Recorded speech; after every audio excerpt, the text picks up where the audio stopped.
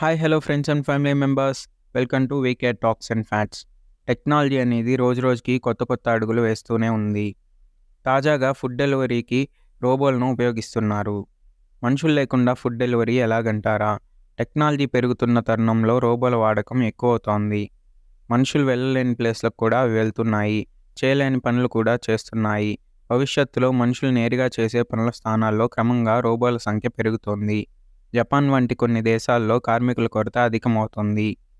వారి స్థానాలను భర్తీ చేసేలా రోబోలను పుట్టుకొస్తున్నాయి. తాజాగా ఊబర్ ఈట్స్ సంస్థ ఫుడ్ డెలివరీ చేయడానికి జపాన్లో రోబోలను ఉపయోగిస్తోంది. ఆన్లైన్ ఫుడ్ డెలివరీ సంస్థ ఊబర్ ఈట్స్ జపాన్లో ఫుడ్ డెలివరీ కోసం రోబోలను రంగంలోకి దించింది. డెలివరీ బాయ్స్కు బదులుగా రోబోల ద్వారా ఫుడ్ డెలివరీ చేసే సర్వీసులు ఇటీవల ప్రారంభించింది. దేశం ఎదుర్కొంటున్న కార్మికుల కొరత సమస్యను ఇది భర్తీ చేస్తుందని సంస్థ పేర్కొనింది. ప్రస్తుతం రోబోలను టోక్యోలో 2 స్టోర్లకు మాత్రమే పరిమితం చేసినట్లుగా నిర్వాహకులు చెప్పారు. భవిష్యత్తులో వీటిని మరిన్ని స్టోర్స్కు ఎక్స్పాండ్ చేస్తామని చెప్పారు. కెమెరాస్ ద్వారా ట్రాఫిక్ను తప్పించుకుంటూ గంటకు 6 కిలోమీటర్ల వేగంతో ప్రయాణిస్తాయి.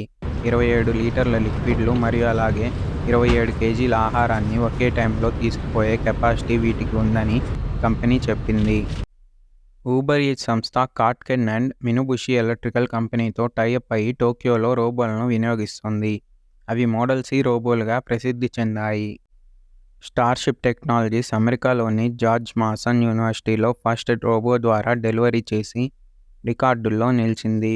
డెలివరీ రోబోలను food delivery, packaging delivery, hospital delivery మరియు రూమ్ సర్వీసులు వంటి అనేక రకాలైన అవసరాలకు వాడుకోవచ్చని నిపుణులు చెబుతున్నారు. ఫ్రెండ్స్, మా వీడియో కానీ మీకు నచ్చినట్లయితే ప్లీజ్ లైక్ అండ్ సబ్స్క్రైబ్ చేయండి.